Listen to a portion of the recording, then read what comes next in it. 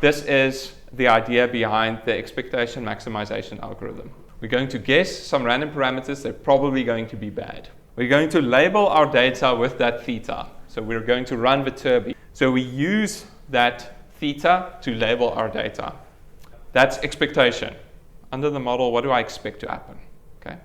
And then what we're going to do is, given this slightly crappy theta, okay, we've labeled our data, and now using these labels, we're going to estimate our model parameters. Okay.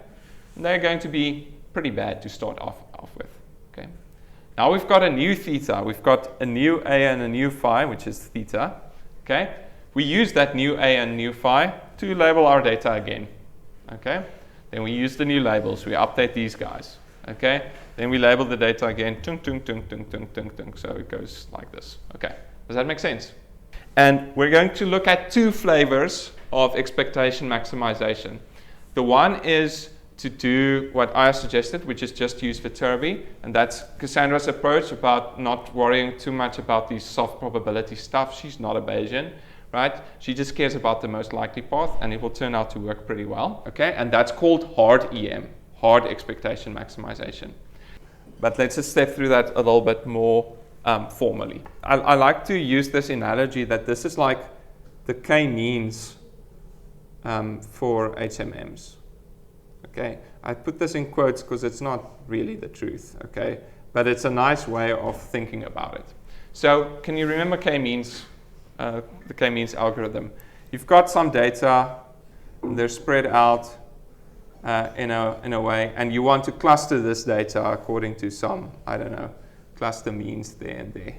So I've got some means, okay? And what I do in my expectation step is I assign points to those means. But I do it in a hard way. I say, this thing is closest to that one. So I'm assigning it to that one. It's closest to that one, closest to that one, closest to that one, closest to that one, closest to that one. Okay, these are all close to those ones. But I'm making a hard assignment of saying, this data point belongs to this cluster centroid. This data point belongs to this cluster centroid. This one doesn't belong to this one at all. Okay? That's maybe wrong, right? It's kind of in the middle between these two, but in k-means I say I don't care, I just assign you there, boom, go on with life. Okay, and it's similar with hard EM, okay, or Viterbi re-estimation. We're just blindly brute forcing the stuff into specific states. Okay, but the algorithm is exactly what we've recapped already. I'm actually going to do an example, and then it will really stick in. So I'm just going to run through the algorithm now, and then we get to the example, and then I think it will stick. So the algorithm is exactly like I said. Actually, instead of starting with random parameters, I'm going to do something slightly different. So I've got my training sequence x1 to t, and what I do is I somewhat randomly assign states to my observations, and then using those, I estimate my initial parameters, theta 0, so that's my a and my phi. I estimate them using the maximum likelihood equations that we already have. Okay, and then what we do is, then we cycle through this recursion on the inside of the hard EM algorithm. So for each training sequence x1 to t, that's if you have more than one, we apply the Viterbi algorithm with the current estimates of my parameters, okay? And we get a state sequence z hat 0 to t plus 1. Okay, so that's my new labeling of my data. Okay, and then what I do is in the M step, using this labeling of my data, I re-estimate my parameters and get a new estimate of my parameters. Then I go out with this new estimate. I again get my label sequence. I use that label sequence and I do maximum likelihood again to get new parameter updates. And you're just cycling through this. It's like k-means because we're making hard assignments saying x1 belongs to this state and only that state, because that's what Viterbi does, right? Viterbi says what's the best overall path, the single best path through my state space, and it assigns x5 to this state, x7 goes to this state, okay? So it's a hard assignment. But we'll see that in the example. There are also these 2 steps here, and that's just to basically to keep track whether the model has actually converged, whether this approach has converged. Okay, so what you do is you keep track of the Viterbi probability. Okay, and then what you do, if you have more than one state sequence, you sum up all those probabilities. Okay, and then if this overall probability or this overall log probability stops improving, then you can stop. Then you can then you know that you've reached the end. And exactly like k-means, you stop when the cluster assignment stops changing, or when it doesn't change by a lot anymore, then you stop. That's the hard EM algorithm. I'm going to do an example. Hang on to your seat. We're going to train a hidden Markov model with a pen and a paper. Okay? That's pretty exciting. So our example is this running example where I've got a hidden Markov model with 4 states. State 0 is the start state. State 3 is the end state. And then I've got state 1, which I've labeled as consonant. It's a consonant-ish state, right? So in real hidden Markov model land, you won't have a C here. You will just have 1 and you will just have a 2. But I like to think of them as consonants, and state 2, I like to think of them as vowels. Okay, is everyone with me? The output vocabulary, the type of things that this thing can generate is it can generate M's, it can generate O's, and it can generate H's. Okay, so this might model a small child that has learned these 3 sounds.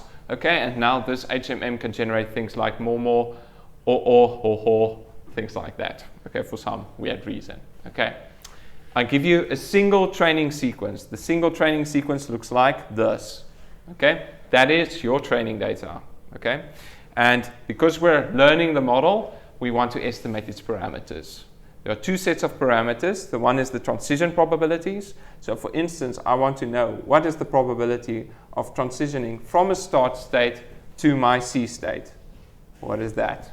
Okay, that's one example. But I want to know all of the transition probabilities, all of them. Okay, cool.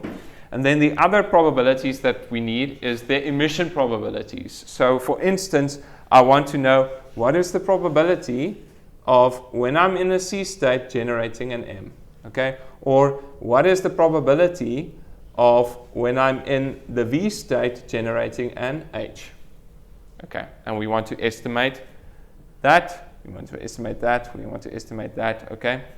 For the emissions, we need to estimate this phi C for M, O, and H, and we need to estimate a phi V for M, O, and H. Okay. Sometimes you can think of the phi as a vector, and there's a phi C vector, which has those 3, and then there's a phi V vector, which are M, O, H for the V state. And that's what we want to estimate.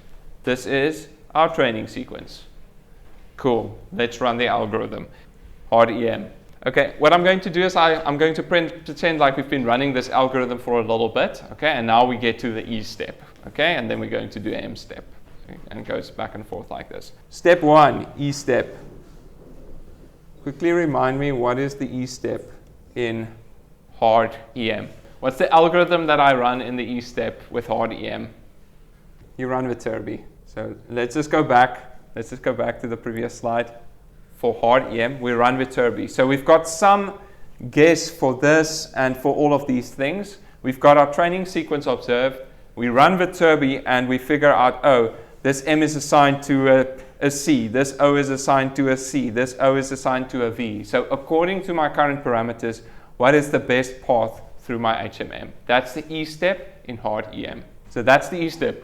We run Viterbi. Okay, and I'm just going to make stuff up. So I make up that we start in the start state, and then we go consonant, consonant, vowel, consonant. That's the E step. Okay, so we run Viterbi, and this is the sequence that we end up with. Cool. Now, tell me about the M step in hard EM. The M step is we're doing maximum likelihood in order to figure out some parameters, okay? And I ask you, okay, cool.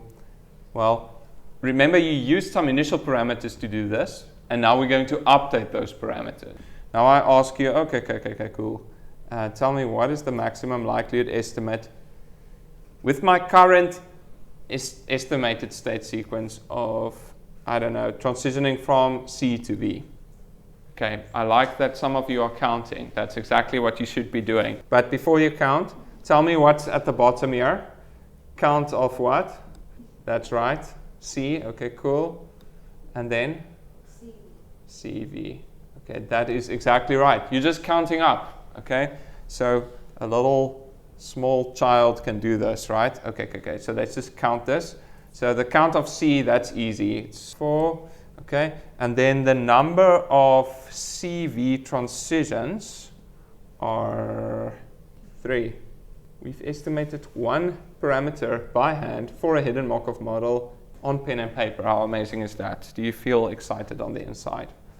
Now, the other thing I ask you is, given the current E step, what is the probability of observing an O given that I'm in the V state? This is the P of observing an O given that I'm in state V.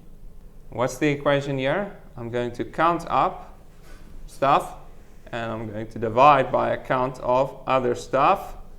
Okay, and now someone who hasn't spoken before, tell me what should be at the bottom there. Oh, that is right. Boom. That's exactly right. So the number of times that the V pops out an O. Okay, so let's count that up. V pops out an O there. A V pops out an O there. Here's a V. Does it pop out an O? No. No count. V pops out an O. V pops an O. Okay, perfect. So that's 4 out of the number of V's, which is 1, 2, 3, 4, 5. Is that right? Amazing. Okay. How does it feel to estimate a hidden Markov model by hand? Okay. So good on the inside. Okay, at least I'm enjoying myself.